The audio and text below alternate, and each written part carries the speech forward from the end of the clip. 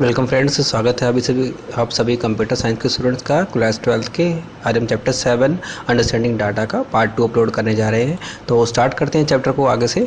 तो जैसे हमने लास्ट टाइम डिस्कस किया डाटा के बारे में, आज हम डाटा प्रोसेसिंग के बारे में बात करेंगे। डाटा को प्रोसेस करने से क्या होता है। By looking at the vast and large amount of data one can not arrive to conclusion नहीं निकाल सकता, उसके लिए उसको प्रोसेस करना ही पड़ेगा जिससे कि वो रिजल्ट आ सके। And after analysing those results we make conclusions और डिसीजन निकाल सकते हैं। We find automated data processing in the situations like the online bill अगर हम देते हैं, payments, registration of the complaints, booking tickets etcetera. ये तो फिगर में दिखाया गया जैसे इन्होंने रॉ डाटा था हमारे पास, नंबर, इमेजेस और टेक्स्ट था। सपोज उसको डाटा को प्रोसेस किया और इन्फॉर्मेशन हमें मिल गई। मतलब डाटा को, रॉ डाटा को प्रोसेस करने के बाद हमें इन्फॉर्मेशन मिलती है जिसके ऊपर हम डिसीजन ले सकते हैं इन दी फॉर्म ऑफ टेबल्स या चार्ट टेक्स्ट में। डाटा प्रोसेसिंग साइकिल में पहले इनपुट दिया जाता है, डाटा कलेक्शन किया जाता है, डाटा प्रिपेयर किया जाता है और डाटा की एंट्री करवाई जाती है। उसके बाद हमें डाटा को प्रोसेस करते हैं, यानी कि स्टोर करना, रिट्रीव करना, क्लासीफाई करना, अपडेट करना। उसके बाद हमें आउटपुट निकलता है, दैट इज़ रिपोर्ट्स आ गई, रिजल्ट आ गया, जो हम डिसीजन वगैरह लेते हैं। ठीक है, प्रोसेसिंग सिस्टम्स हो गया। इस फिगर में यही बताया गया है। इसके बाद देखो फिगर नंबर 2 में show that some task along with the data processing and generated output information के ऊपर दिखाया गया है। इसके बाद देखो नेक्स्ट देखते हैं हम। जैसे मान लो suppose there is a various techniques which can be help to prove preliminary data about the data. कैसे देख सकते हैं, मान लो सपोज यहाँ पे लिखा हुआ है जैसे कि a website handling online filing of the student details for the competition exams and getting their admit card. उसके लिए देखो उसे क्या करना पड़ेगा, student details like name, address, qualifications, marks, mobile number, photo, sign, ये सब चीज़ें उसको चाहिए कि फीस डिटेल्स वगैरह। उसके बाद वो प्रोसेस करेगा of the filing of the details for the correctness of the data received, eligibility as per the advertisement, उसको एलिजिबल है भी कि नहीं, और नोट फीस पेड की है, नहीं की गई है, फोटोज, सिग्नेचर्स अपलोड, ये सब चीज़ें वो वेरीफाई करेगा, एलिजिबिलिटी का पता लगाएगा। उसके बाद एग्जामिनेशन एडमिट कार्ड दिया जाएगा, specifying roll number, centre details and date and time की टेस्ट। इसके बाद और एग्जाम्पल इन्होंने दिया है कि एक बैंक जो है वो हैंडलिंग कर रहा है withdrawals of each through the ATMs of its on branch. जैसे कि ATM का पिन नंबर उसको पहले डालना पड़ेगा, अकाउंट का टाइप, अकाउंट का नंबर, कार्ड नंबर, ATM की location, from where the money was withdrawn, date and time, ये सब चीज़ इन्फॉर्मेशन चाहिए। इसके बाद वो चेकिंग करेगा वैलिड पिन है कि नहीं, एग्जिस्टिंग डाटा बैलेंस है कि नहीं, जो बैलेंस वो निकालना चाह रहा है क्या उसमें उतना बैलेंस बैंक में है भी कि नहीं उसके अकाउंट में। इफ सेटिस्फाइड होता है then the deduction of the amount from that amount, जितना मतलब सपोज 20,000 से निकाला तो 20,000 उसको डिडक्ट करेगा and counting the rupees and initiate printing the receipt को प्रिंट करना शुरू कर देगा। फिर आउटपुट में क्या होगा, करेंसी नोट्स उसके पास आ जाएंगे, प्रिंटिंग स्लिप होगी विद द ट्रांजेक्शन डिटेल्स। एक और एग्जांपल दिया है इश्यू ऑफ ट्रेन टिकट्स के बारे में। मतलब suppose journey starts and end situation, date of journey, number of tickets required, class of travel, sleeper कौन सा उसको लेना है, AC लेना है, अदर लेना है, ब्रेथ प्रेफरेंस कौन सा उसको चाहिए, पैसेंजर नेम्स, एज, ये सब डिटेल्स वो चाहिए कि उसके बाद टिकट इशू करते टाइम वेरीफाई करेगा वो लोकल डिटेल्स को एंड चेक करेगा availability of the berth in that class. If payments done हो गई है इशू टिकट कर देगा एंड डिडक्ट कर देगा that number from the total available tickets में, ताकि डाटा अपडेट हो रहा है और कोई पर्सन ना करा पाए। एलोकेट करेगा PNR नंबर और ब्रेथ वगैरह सब उसको बताएगा, जनरेट करेगा a waiting number for all the tickets. उसके बाद जनरेट टिकट होगी and the berth and the coach number and issue tickets कर देगा with the waiting list number. ठीक है, डाटा प्रोसेस के लिए यही सब होता है। इसके बाद देखो नेक्स्ट इन्होंने बताया है summarisation methods are applied on tabular data पे अप्लाई किया जाता है for its easy comprehension. Commonly use statistical techniques हम इसमें यूज़ करेंगे वो डाटा समराइजेशन के लिए, जैसे कि मेजर ऑफ सेंट्रल टेंडेंसी। वैसे तो थोड़ा इकोनॉमिक्स का टर्म है लेकिन इसका यहाँ पर भी काफ़ी डिटेल में दिया गया है कंप्यूटर साइंस के स्टूडेंट्स के लिए। ए measure of central tendency is a single value that gives us some idea about the data। Data सिर्फ आइडिया हमें मिलता है। 3 मोस्ट कॉमन होते हैं सेंट्रल टेंडेंसी के, मीन, मीडियन और मोड। अगर आपने कहीं ना कहीं थोड़ा बहुत सुना होगा मैथमेटिक्स में इसके बारे में। Instead of looking at each individual data value we can calculate the mean, median and mode को पता लगाते हैं एंड आइडिया लगा लेते हैं average, middle value and frequency data about the particular data का। Selections of measures of the central tendency depends on certain characteristics पे depend करता है डाटा के। जैसे कि मीन सबसे पहले हम निकालेंगे, मीन सिंपल है, एवरेज निकालने का तरीका होता है is an average. Suppose there is a data of the 40 students in a class, instead of looking at the each of that values we can calculate the average of to get an idea about the average weight of the students in the class. मतलब suppose इस तरीके से निकाला जाता है, सबको plus किया जाएगा, ठीक है। ये आपका देखो ये सिंपल सीरीज होता है, प्लस करने के बाद हम सबको नंबर ऑफ वैल्यू से डिवाइड कर देंगे। जैसे यहाँ पे एग्जाम्पल दे रखा है, सपोज हाइट्स इन सबके स्टूडेंट्स की ये है, टोटल नंबर ऑफ ऑब्जर्वेशन है 9, उन सबको प्लस किया वैल्यूज़ को, उससे डिवाइड करके मीन निकल जाता है। Mean is not suitable choice for there are outliners on the data, के लिए अच्छी चॉइस नहीं मानी जाती है। एक और इन्होंने दी है टेक्निक, वो है median. Median is also computed for a single data पे।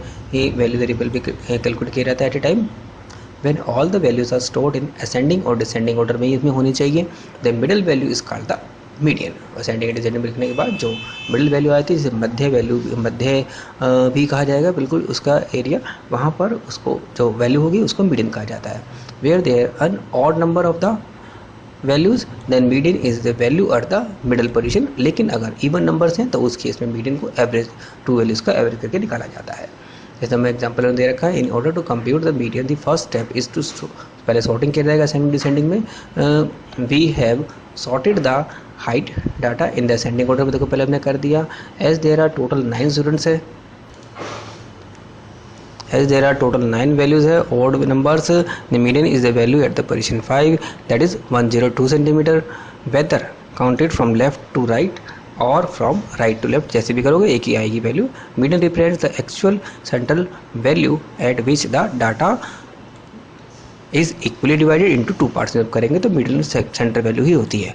एक होता है मोड, देखो value that appeared most numbers of the times in the given data, मतलब जितने नंबर ऑफ वैल्यूज जो वैल्यू सबसे ज़्यादा रिपीट हो रही है उसको मोड कहा जाता है। Of net repeat is called the mode.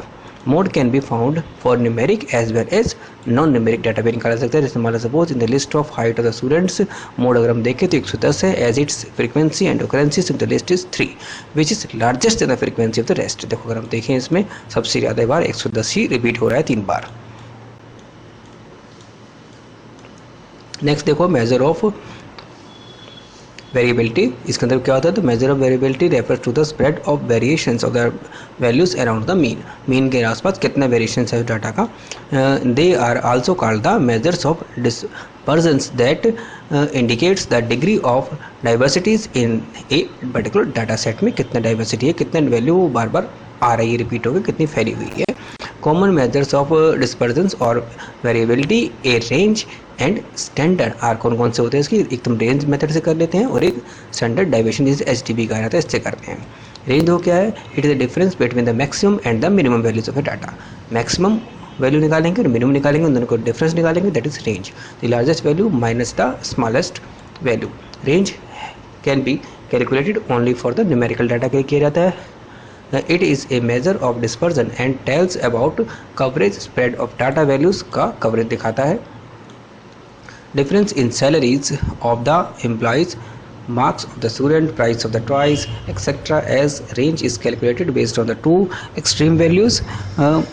Any outlier in the data badly influence the result को इन्फ्लुएंस करेगा। Let M be the largest और the maximum value and S is the smallest और minimum value in a data, then range is the difference between the two extreme values. M minus S से कर सकते हैं minimum maximum और minimum निकाल सकते हैं। जैसे कुछ दिया हुआ एग्जाम्पल, इसमें 115 में से 85 को हटाया जाएगा तो 30 सेंटीमीटर ही आएगा। ये है ना मैक्सिमम मिनिमम में निकाल दिया इसका। स्टैंडर्ड डाइवेशन देखो निकालने का और तरीका होता है इसमें। Standard deviation refers to difference is within the group और सेट ऑफ डाटा के डिफरेंसेस को निकालता है। Like range it also measures the spread of data, कोई स्प्रेड को डाटा को बताता है। However unlike range which only uses two extreme values in the data, calculations of the standard deviations considers all the given data. It is calculated as the positive square root of the average of the square difference of each value from the mean value of data से निकाला जाता है। देखो जैसे इसके लिए इन्होंने formula होता है, इसको देखो इससे ग्रीक लेटर सिग्मा से डिनोट किया जाता है। ये मीन का होता है, इस तरीके से मीन एक्स पर बार लगाते हैं तो ये मीन का सिंबल होता है। स्टैंडर्ड डेविएशन ऐसे निकाला जाता है। देखो ये फॉर्मूला दिया है, इसको प्रैक्टिकल एग्जाम्पल से देखते हैं। Let us compute the standard deviations of the heights of the 9 students that we used while calculating the mean. The mean was calculated to be the 1 101.33 centimetre हमें मीन निकाल लिया है। अब इसको देखो डबल फॉर्म से कैसे करेंगे, देखो सबसे पहले हम क्या करते हैं, x माइनस एक्स बार निकाल देते हैं, दैट इज़ मीन। तो पूरा अभी हमने बताया जैसे कि 101.33 आ गया है, 90 में से माइनस करेंगे तो इतना आएगा नेगेटिव, ऐसे इसको माइनस करते जाएंगे। फिर इसका हम स्क्वायर करेंगे, जो वैल्यूज आ रही है देखो, इसका स्क्वायर करेंगे तो माइनस हट जाएगा, तो इसका स्क्वायर करने से ये आ जाएगा। इसके बाद ये इसका फॉर्मूला होता है आगे, अब जो निकालेंगे कैलकुलेट करने के लिए, देखो पहले सारा हमने निकाल दिया, n का टोटल कर लिया, x बार हमें पहले निकाल लिया था, इन सब का टोटल कर लिया, इन सब का मैं भी टोटल कर लिया, बस फिर इस पर्टिकुलर टोटल आया था हमारा, इस वाले टोटल को हम नंबर ऑफ वैल्यूज से डिवाइड कर देंगे तो वैल्यू आ जाएगी। और ये फॉर्मूला जैसे ग्रीक वाले में हम क्या करते हैं, इसका रूट कर देते हैं, तो रूट करते हैं तो हम रूट करके निकालेंगे वैल्यू, तो 10.2 आएगी। ठीक है, तो इस तरीके से हम इसका स्टैंडर्ड डेविएशन निकाल सकते हैं। अब तो कुछ प्रॉब्लम्स इन्होंने बताई हैं स्टेटमेंट, जिसके लिए हम क्या करेंगे, the management of a company wants to know about the disparity in the salaries of the all the employees, इसके लिए एसडी निकाला जाएगा। Teachers wants to know about the average performance of the whole class in the test, compare height of the residents of the two cities, find the dominant value from a set of values, compute income of the residents of the two cities, find the popular color for car after surveying the car owner of a small city। तो इन सब के लिए उन्होंने बोला गया है कि हम स्टैटिस्टिकल का ऑपरेशंस का यूज़ करते हैं। Different programming tools are available for the efficient analysis of large volume, के लिए हम डिफरेंट टूल्स अवेलेबल हैं for the data. These tools make use of statistical techniques for the data analysis. One such programming tool is Python. Python के अंदर भी ये सब कर सकते हैं, ये सब आगे आपका आएगा भी न्यूमेरिकल पाइथन के अंदर।